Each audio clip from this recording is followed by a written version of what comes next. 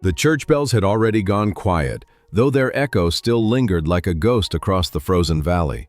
Folks said it was a cursed day for a wedding, a cursed bride, a cursed love.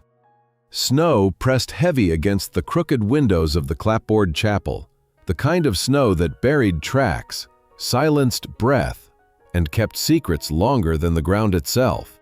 Inside, the air was thick with whispers. Not hymns, not prayers, but gossip sliding like knives between pews. They whispered her name like it was poison. They whispered her fate like it was prophecy. And they whispered it loud enough so she could hear.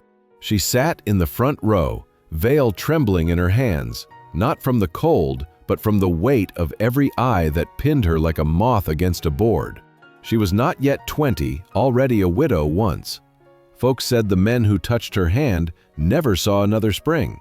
Folks said she was unlucky, touched by winter, cursed by God. Her groom-to-be never came. The longer she sat there, the louder the whispers swelled, until they weren't whispers at all, but a storm that no roof could keep out. She rose finally, every pew creaking as though the wood itself leaned forward to watch her fall. She left the chapel with no husband, no blessing, and no future but the snow. The doors slammed behind her, muting the cruel laughter like a coffin lid being sealed. And in that moment, standing beneath a sky heavy with storm and shame, she understood one thing: the world had no use for cursed women. And before we go further into her story, let me ask you something, friend. If you're drawn to these tales of the Old West, where every scar carries a story and every whisper carries a weight, do me a favor, tap that like button, leave me a comment down below to tell me your thoughts, and subscribe to Apache Love Stories so you don't miss the rest of this journey. Every story you keep alive here keeps the fire burning out on the frontier.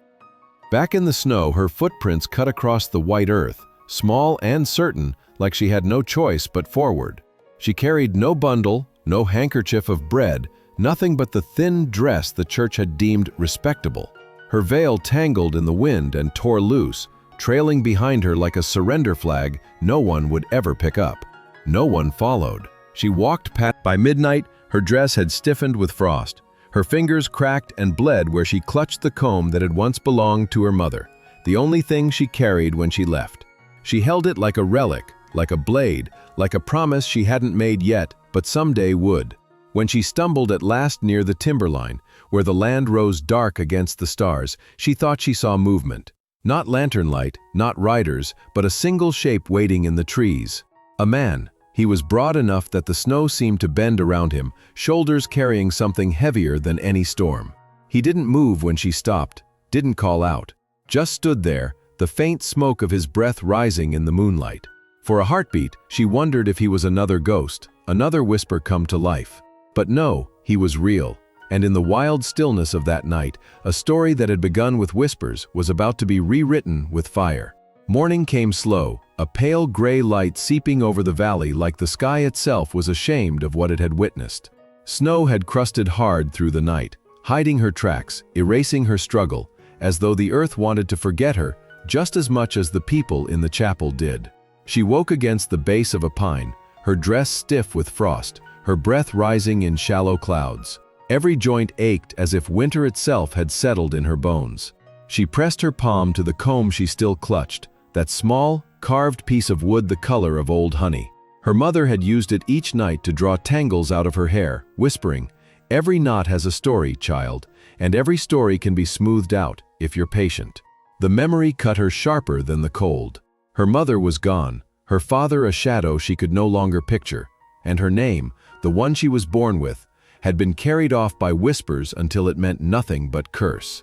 By the time she stumbled down the slope toward the frozen creek, she could feel the emptiness of the world pressing on her. The cabins she passed looked like cages. Curtains twitched, lanterns dimmed. Nobody wanted the sight of her on their porch, not with the stories that clung to her like a second skin. They'd said she was cursed because her first husband had died of fever within weeks. They'd said she was cursed because the second man who courted her drowned the spring before their vows. They'd said she was cursed because nothing grew against the cutting wind. Somewhere, far across the fields, she heard a dog barking. Not at her, never for her. Just another reminder of hearths she'd never be welcome near again. Still, she kept walking. That was her defiance. Every step said, "I'm still here." Every breath said, "You haven't buried me yet." And though she trembled, though her stomach ached with hunger, though her lips split from the cold, she carried herself with a strange kind of pride. Not the pride of someone admired, the pride of someone too stubborn to break, even when the world demanded it. By dusk, she reached the line where the valley gave way to the timber country. Tall pines stood like sentinels, dark and unyielding. She hesitated there, the last slant of sunlight setting fire to the snow around her, and she thought, "If no one will claim me, maybe the woods will. Better to be forgotten by men than hunted by them." She stepped beneath the boughs, the forest swallowing her whole. The ground was softer here, muffled with needles. The air smelled of resin and earth, a welcome change from smoke and judgment. She moved deeper, her body screaming for rest, her mind screaming to keep going. And then she saw it again. A shadow between the trees, broad shoulders, a figure watching. Not the first glimpse she'd thought she imagined, not a trick of snow or hunger. He was there, still as stone, a man who hadn't turned away. Her heart thudded once, hard, as if the world itself had shifted. For a cursed woman, an outcast woman, even a stranger's gaze could feel like a kind of mercy. But mercy was dangerous, and she didn't yet know if he was the kind of man who offered it or the kind who took everything else away. The figure did not move, not even as she drew closer, breath trembling in the frozen air. For a heartbeat, she thought he might be a carving of the forest itself, some sentinel grown out of bark and shadow. But then the faintest shift, the crunch of snow beneath his boots, told her otherwise. A man. His coat was worn, patched along the shoulders, but the way he stood made the fabric seem like armor. A wide-brimmed hat cast his face in darkness, though the wind caught his jawline, rough with days of stubble. His eyes she had left, and she would not hand it over to a stranger. Something flickered across his face then, though in the dim light she couldn't tell if it was amusement or sorrow. He shifted, taking one step forward. Snow groaned beneath his weight. Instinct made her step back. He stopped. "I'm not here to harm you," he said. The words were plain, without flourish, but there was a steadiness in them that felt truer than the polished lies of a minister's sermon. "Then why are you here?" she asked. He didn't answer at once. He reached up instead, tugging his hat back so she could see his eyes, gray as storm clouds, hard at the edges, but with a depth that suggested he'd weathered as many whispers as she had. "Because I know what it is," he said slowly, "to be watched, judged, left to freeze." The wind cut between them, sharp as glass. She wanted to look away, to deny the strange pull in his words, but she couldn't, not when something in his voice matched the ache in her bones. Still, trust was not a coin she carried anymore. "You don't even know my name," she whispered. "I don't need to." His certainty unsettled her more than any threat might have. For what kind of man takes interest in a woman everyone else had already cast out? What kind of man looks past the veil of a curse? She stepped back once more, testing the weight of distance. He let her. The forest stretched long and dark behind him, the kind of wilderness where a woman could vanish without a trace. She thought of the whispers, of the men who had courted her once only to vanish into earth and water. For all she knew, this man was just another grave waiting.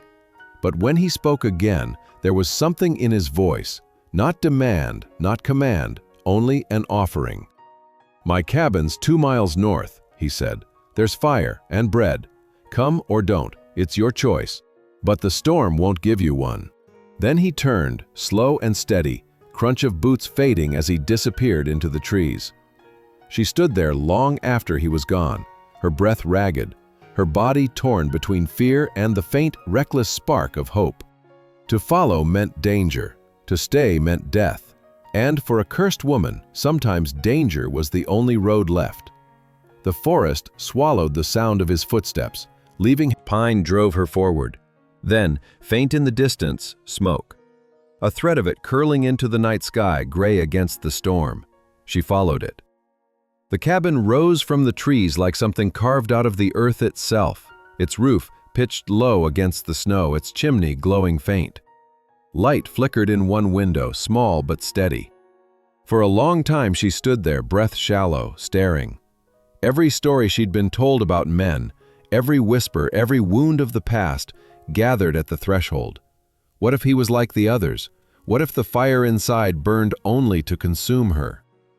But the wind howled and her body ached, and, in the end, survival left her no choice. She lifted her hand and knocked once, soft, almost ashamed. The door opened slow. He filled the frame, tall, broad, shadow stretching long behind him. For a heartbeat, neither spoke. Then he stepped aside. "Come in." The heat of the cabin struck her first, thick, sudden, like stepping into another world. Her knees nearly gave beneath the shock of it. The smell of wood smoke and bread wrapped around her, a balm sharper than any sermon. He closed the door behind her, shutting out the storm. For the first time in months, she felt walls hold her instead of push her away. The cabin was plain, a rough-hewn table, a stove patched with iron, shelves lined with jars of beans and dried meat.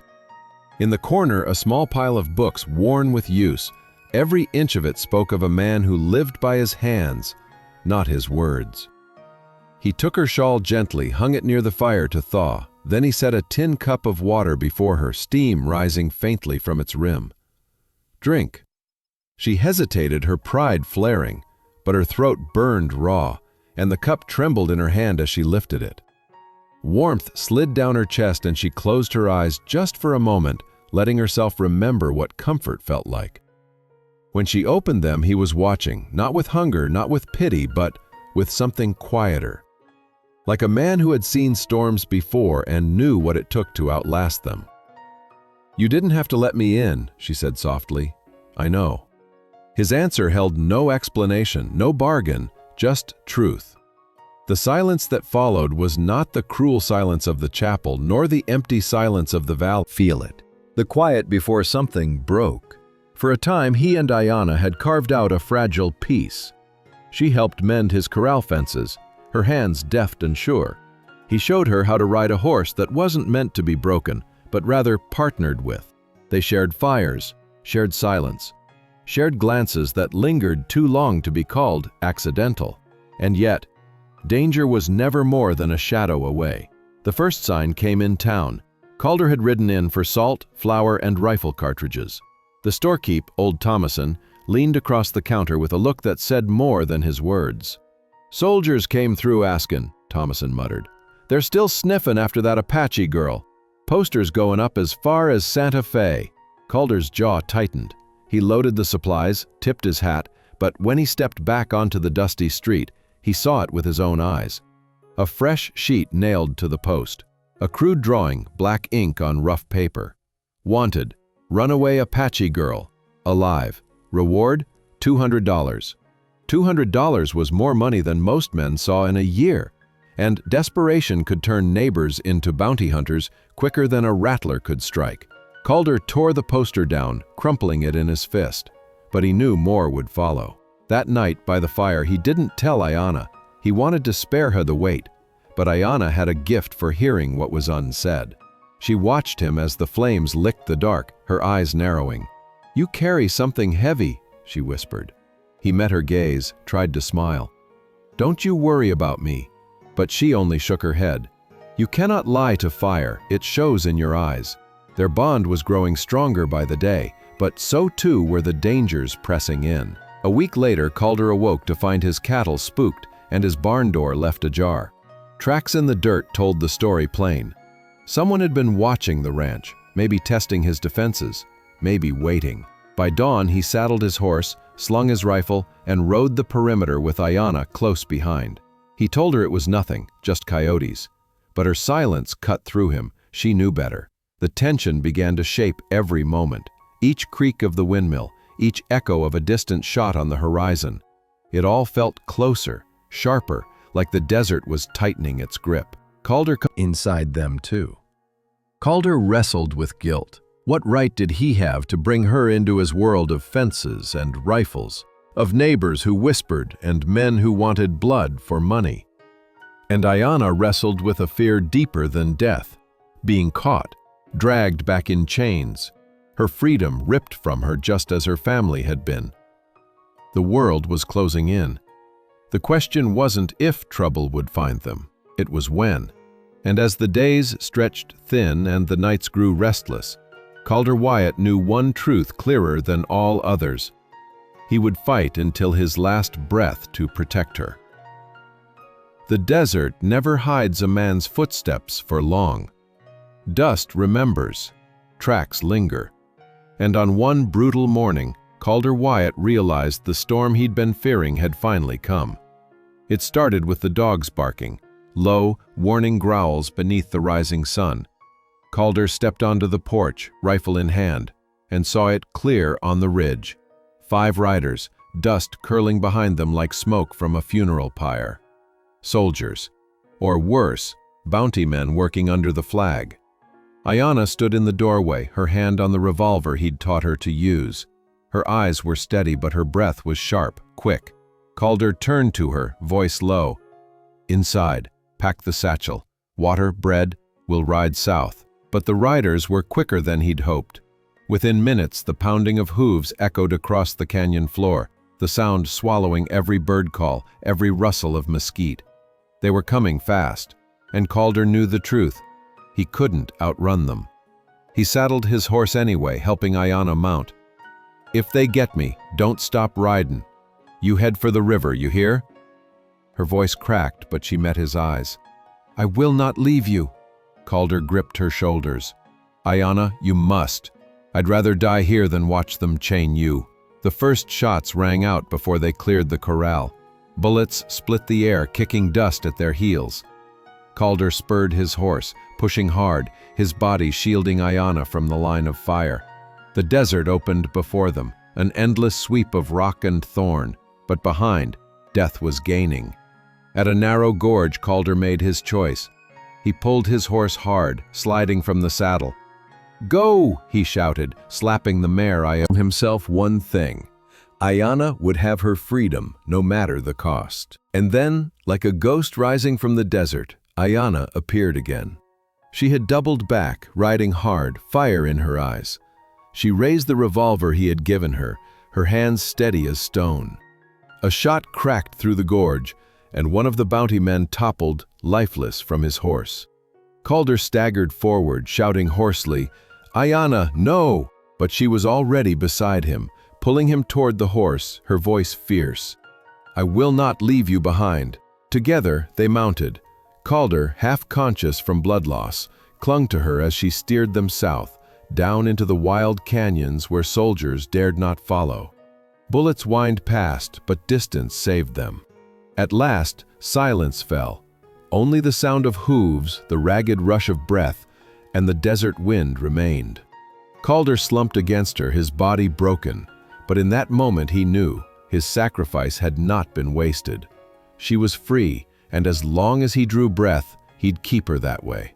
And Ayana, her face streaked with tears and dust, whispered into the burning horizon, "They will not take you, not while I live." The climax had passed, but the price was blood, and the desert never forgot its debts. The desert has a cruel way of testing the living. It doesn't ask permission, it doesn't show mercy. Calder Wyatt knew this truth in his bones as he clung to Ayana, his blood soaking into the fabric of her dress, his body swaying with every jolt of the horse. The gunfire behind them had faded into silence, but silence in the desert was never safety. It was only a pause, and pauses never lasted long. Ayana rode like fire itself. The mare beneath her churned through sand and stone, sweat streaming down her flanks, but Ayana did not falter. Her arms were steady around Calder, her voice whispering into his ear in Apache, words he couldn't understand but somehow felt in his soul. She was calling him back, begging him not to surrender to the darkness closing around him. By dusk, they reached the river. Not wide, but deep enough to drink, and cool enough to soothe the fever raging in Calder's blood. Ayana slid from the saddle and pulled him down with strength born from desperation. He finally woke, Weak but breathing, dawn was breaking over the river. He opened his eyes to find her watching him, her hair tangled, her face streaked with exhaustion, but her gaze sharper than any blade. "You stayed," he rasped, voice cracked. Ayana's lips trembled into the smallest of smiles. "I told you, I will not leave you behind." The aftermath of blood and battle did not vanish easily.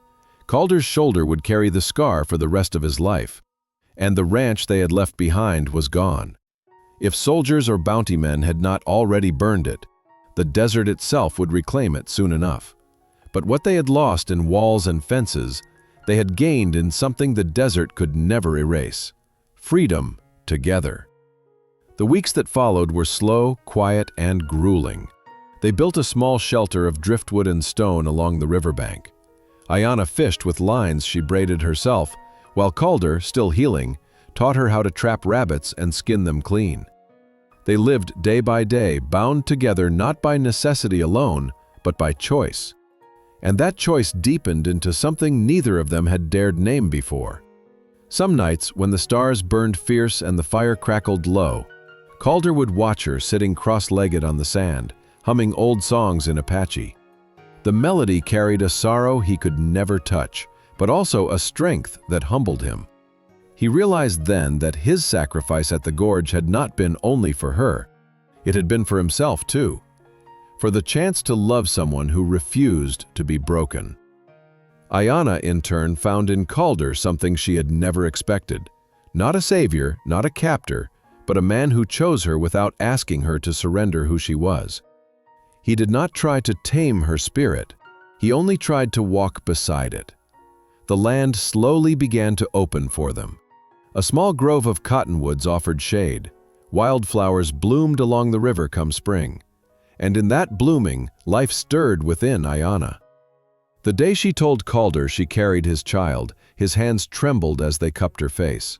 For years he had believed his bloodline cursed, doomed to grief and silence. But now, here with her, it felt less like a curse and more like a seed finally finding soil. Yet even in resolution, shadows lingered. Travelers sometimes passed, leaned his forehead against hers, his voice rough. Because the world will always try to break what it doesn't understand. But I didn't save you, Ayana. You saved me, and I need you to know, you were never mine because I took you. You're mine because you chose to stay. Tears welled in her eyes, but they did not fall.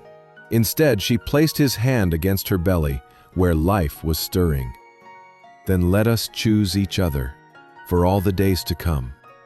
The fire burned low that night, and the river sang soft against the banks. Around them, the desert stretched vast and endless, a place of memory, loss, and survival.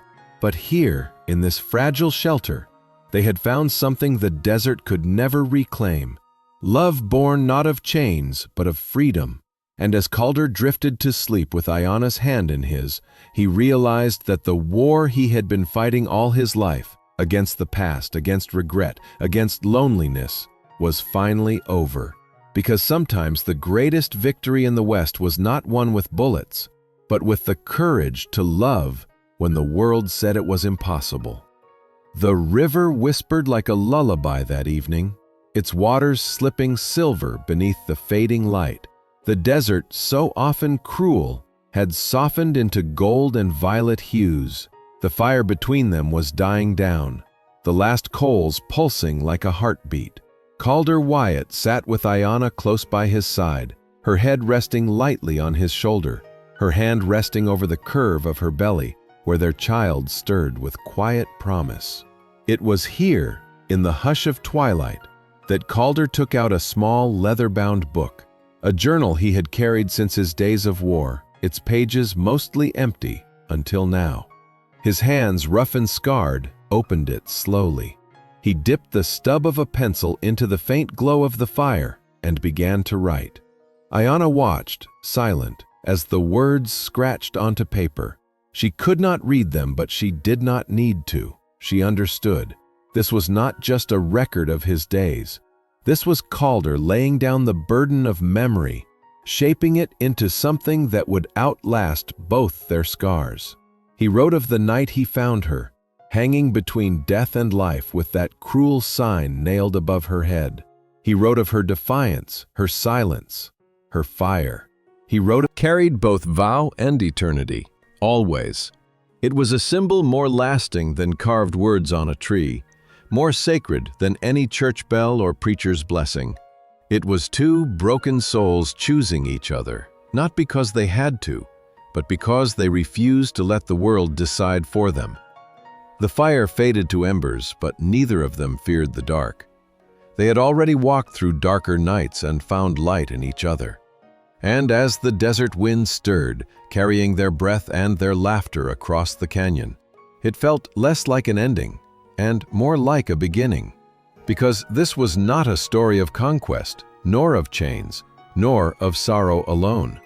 This was the story of freedom, the freedom to love, to choose, to endure. And it was in that freedom that their legacy would live on, carried by the river, by the land, and by the child who would soon open their eyes to the same unforgiving, beautiful sky. If this story touched your heart, if Calder and Ayana's journey through love and sacrifice spoke to you, don't let it end here.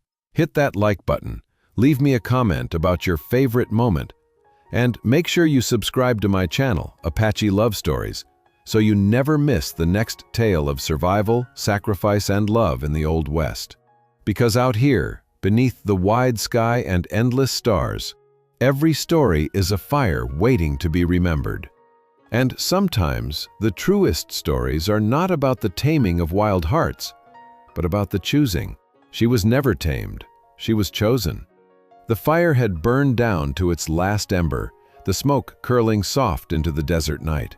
Calder lay stretched on the blanket, his head resting near Ayana's lap, while her fingers threaded gently through his hair. The river hummed beside them, steady as breath, and the stars arched above like 1,000 unblinking witnesses. In the quiet, Calder's voice broke through, low and raw. I used to think the West only took land, blood, family, hope. But then you came, and suddenly it gave back. Ayana bent forward, pressing her forehead to his. It did not give me to you, Calder. I chose. Her words carried the weight of everything they had survived. The soldiers, the fire, the bullets, the scars. She was no prisoner, no shadow of a broken past. She was a wild moment. And subscribe to Apache Love Stories for more tales of survival, sacrifice, and love under the western sky.